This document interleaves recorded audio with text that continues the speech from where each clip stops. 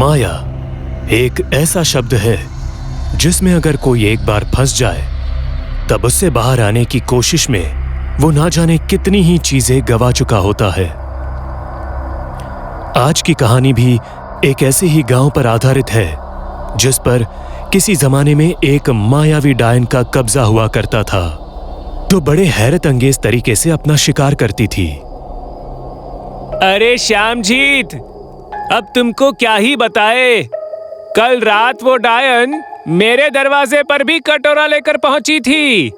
हम चुपचाप बैठे रहे, दरवाजा नहीं खोले, वरना मरना तो निश्चित था। हाँ बबलू, तुम एकदम सही किए। वो अपनी माया से किसी को भी फंसाकर अपने कब्जे में कर सकती है। वैसे ही गांव के कई लोग उसके कैद में जा चुके हैं। अब मेरे बारे में तो तुम्हें पता ही है, तुम्हारी भाभी अनुपमा की डिलीवरी है, तो वो भी मायके गई है। ऐसे में तो और सतर्क रहना पड़ेगा। हाँ यार, अच्छा ही है। वैसे भी इस माहौल में गर्भवती औरत का इस गांव में होना ठीक नहीं। अब क्या ही बताए, ये गांव तो अब गांव कम शमशान ज्यादा लगता है। लेकिन एक बात बताओ मुझे, वैसे मैं तो काफी समय से शहर में था, तो मुझे इसके बारे में अब तक पूरी जानकारी नहीं मिली है।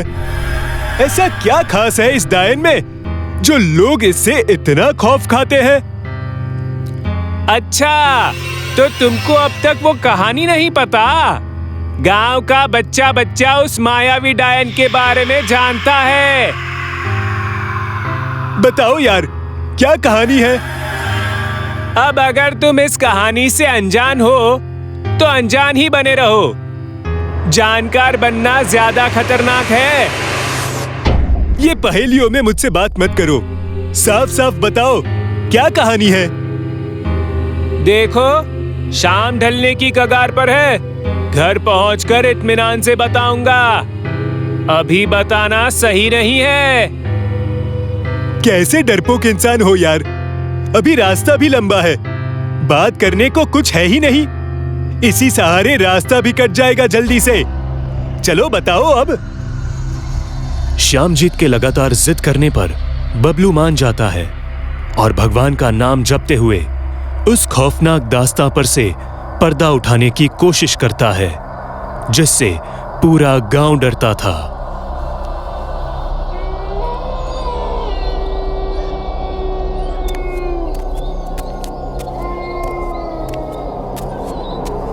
देखो, अब तुम्हारे जिद करने पर मैं बताने को तैयार तो हूँ, लेकिन एक बात याद रखना, अगर रास्ते में किसी भी समय कोई भी चहल पहल महसूस हो तो भूल कर भी पीछे नहीं पलटना और ना ही किसी भी आवाज का पीछा करना।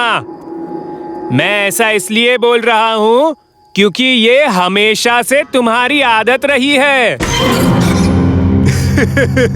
हाँ मेरे बाप, मैं नहीं बोलूंगा कुछ, तुम बोलना शुरू करो। सालों पहले गांव में दूर से एक औरत आकर बस गई थी। उसकी एक कुटिया थी। दिन में वो एक आम बुढ़िया जैसी ही थी, लेकिन रात ढलते न जाने कौन सा चमत्कार हो जाता कि वो बदसूरत सी दिखने वाली बुढ़िया एक खूबसूरत अप्सरा में बदल जाती और पूरे गांव में लालटेन लिए भटकती। उसका असली मकसद होता था भटकते हुए नौजवानों को उनके घर तक पहुंचाना या किसी राहगीर का हमसफर बनना। लेकिन ये बस उसकी माया थी। असल में उसको किसी के प्रति कोई हमदर्दी नहीं थी, बल्कि वो इसी बहाने नजर रखती थी और भटकते हुए इंसान को अपनी कुटिया के पास ले आती और गाड़ देती। बहुत खूब, लेकिन एक बात बताओ, वो कोई गांव की भी महिला तो हो सकती है, जरूरी थोड़ी है कि वो वही डायन हो। ये बात भी एकदम ठीक बोली तुमने, लेकिन इसकी भी अपनी पहचान है। वो औरत कभी भी तुम्हारी आंखों में नहीं देखेगी, वो बस अपनी माया रचेगी और अगर शुरुआत की आधी मिनट में तुम उसके जाल में फंस गए तब तुम्हें भगवान भी नहीं बचा सकते। बबलू श्यामजीत को उस खौफनाक कहानी के बारे में बताता है और साथ ही साथ अब वो जंगल के किनारे पर भी पहुंच जाते हैं। लेकिन तभी उनकी पीठ पीछे से किसी छोटे बच्चे की रोने की आवाजें आती हैं। मुझे लगता है उस मायावी डायन ने हमें देख लिया है। जल्दी भागो अब यहाँ से। ये तुम कैसी बातें कर रहे हो बबलू? कोई बच्चा जंगल में खो गया है और अपने माता पिता के लिए रो रहा है, और तुम यहाँ से कायरों की तरह भागने की बातें कर रहे हो। किसी ने सही ही कहा है, जब नसीब में जिंदगी का अंत होता है तब इंसान की बुद्धि भ्रष्ट हो जाती है, और यही अभी तुम्हारे साथ हो रहा है। अगर अभी नहीं भागे तो मेरे दोस्त, अब मुलाकात तुम्हारी कब्र पर ही होगी। इतना कहकर बबलू पूरी ताकत से वहां से भागता है, लेकिन श्यामजीत अभी भी अपने मन की दुविधा में फंसकर खड़ा का खड़ा रह जाता है और फिर धीरे से पीछे पलटता है। श्यामजीत अब जो देखता है वो देखकर उसके होश उड़ जाते हैं।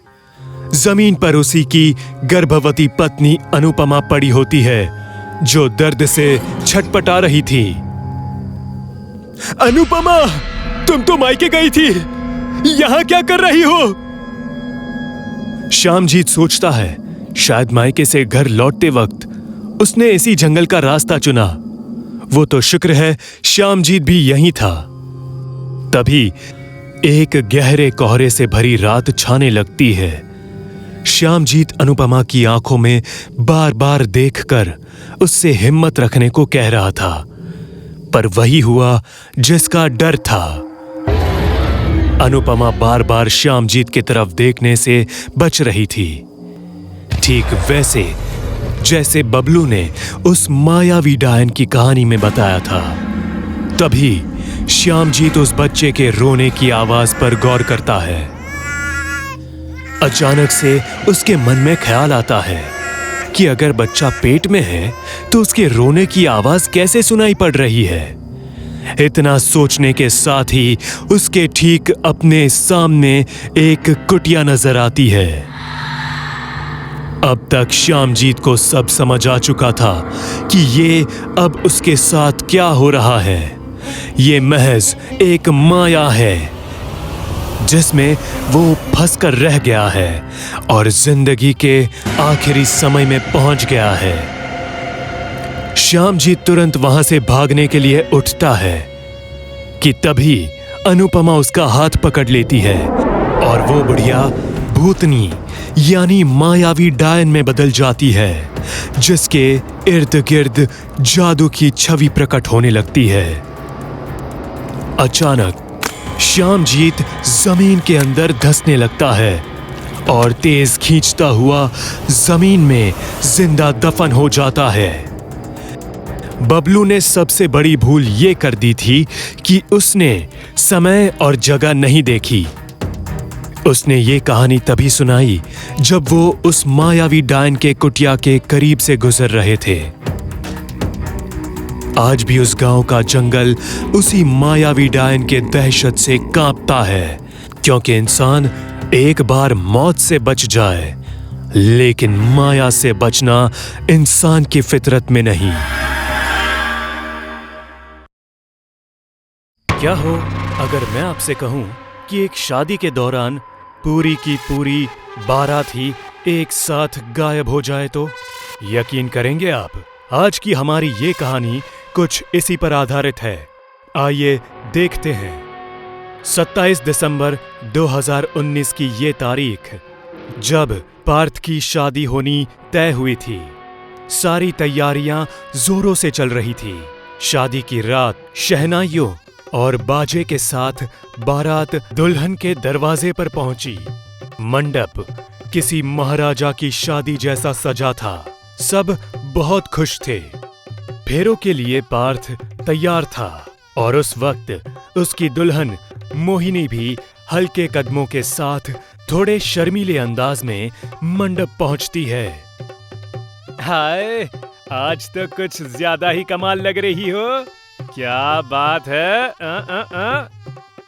मोहिनी कुछ जवाब नहीं देती, बस हल्का मुस्कुराती है और मंडप में दाखिल होती है।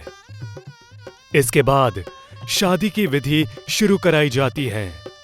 फेरे होते हैं और सारी रस्मों के साथ पार्थ और उसकी दुल्हन मोहिनी की शादी संपन्न होती है। तभी अचानक से पूरे वेडिंग हॉल की लाइट्स एक साथ चली जाती है और हर तरफ कोहरा अंधेरा छा जाता है। सारे बाराती हल्ला मचाने लगते हैं और इसी बीच पार्थ मोहिनी से कहता है, मोहिनी, तुम ठीक हो?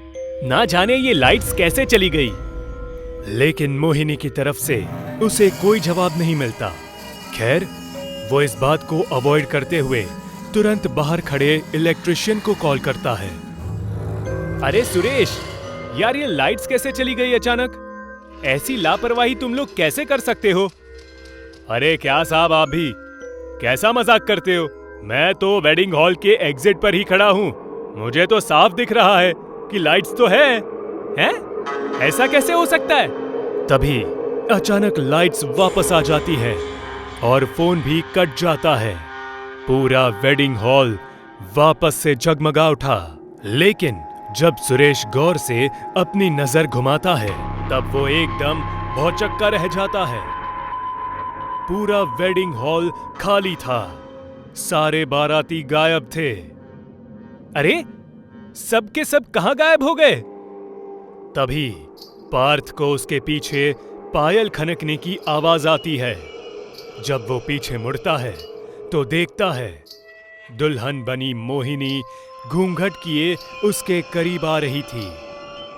मोहिनी, ना जाने ये सारे लोग कहां चले गए। चलो पहले चलकर इनको देखते हैं। पार्थ ने इतना कहा, लेकिन मोहिनी ने इस पर जरा भी रिएक्ट नहीं किया और शांत खड़ी रही। पार्थ उसके करीब जाता है और उसे हिलाने लगता है, लेकिन तब भी मोहिनी ने कोई प्रतिक्रिया नहीं दी और अगले पल वो चुपचाप एक ओर जाने लगी। मोहिनी, ये क्या बिहेवियर है? कहां जा रही हो तुम? मोहिनी इस बार भी कोई जवाब नहीं देती और धीरे धीरे एक तरफ जाने लगती है। पार्थ भी उसके पीछे जाता है और कुछ देर बाद मोहिनी अपने कमरे में जाती है और वो इशारे से पार्थ को अंदर बुलाती है। पार्थ कुछ समय तक यूं ही खड़ा रहता है, लेकिन फिर वो अंदर चला जाता है, जो शायद उसकी जिंदगी की सबसे बड़ी लेकिन आखिरी भूल थी। वो अंदर कमरे में दाखिल होता है और तभी उसे कमरे में एक अजीब सी घबराहट महसूस होने लगती है। तभी पार्थ को मोहिनी का वॉइस मैसेज आता है। सॉरी पार्थ, बारिश में फंसी हूँ, थोड़ा संभाल लेना। ये सुनते ही पार्थ के होश उड़ जाते हैं। उसे अभी भी सामने मोहिनी दुल्हन के रूप में उल्टी तरफ मुंह किए खड़ी दिख रही थी, जिसने तो अभी फोन लिया भी नहीं। फिर ये सब कैसे हो सकता है?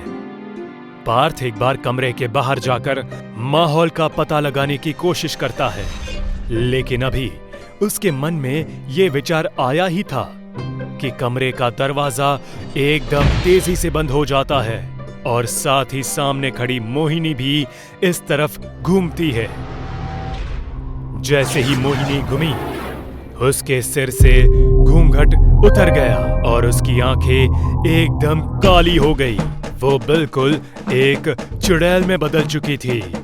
उसके दांत जबान से बाहर निकल आए थे और सिर के बाल बड़े होने लगे। ये सब क्या हो रहा है? कौन हो तुम? तुम मेरी मोहिनी के लिबास में मेरे साथ ये छल क्यों कर रही हो? बहुत शौक है ना तुझे हर लड़की को बीवी बनाने का? मुझे भी शादी के झूठे वादे देकर घर से भगा ले आया और ऐन मौके पर मुझे धोखा देकर भाग गया। तुम स्नेहा हो? लेकिन तुमने तो खुदकुशी। हाँ, मैंने खुदकुशी कर ली, क्योंकि जो सपना मेरा जीते जी पूरा नहीं हुआ अब मरने के बाद होगा। अब तुझे मरना होगा। इसके बाद एक फांसी का फंदा अचानक से पार्थ के गले में फंसता है और पार्थ सीधा ऊपर टंगे झालर से फांसी खाता है और तड़पते तड़पते उसकी दर्दनाक मौत हो जाती है। आखिर में उसकी मंगेतर मोहिनी भी उस कमरे में पहुंचती है, लेकिन उसे भी पार्थ के लटके शव से ज्यादा कुछ नहीं मिलता। चुड़ैल बनी दुल्हन और उसने एक छल से अपना पुराना हिसाब लिया।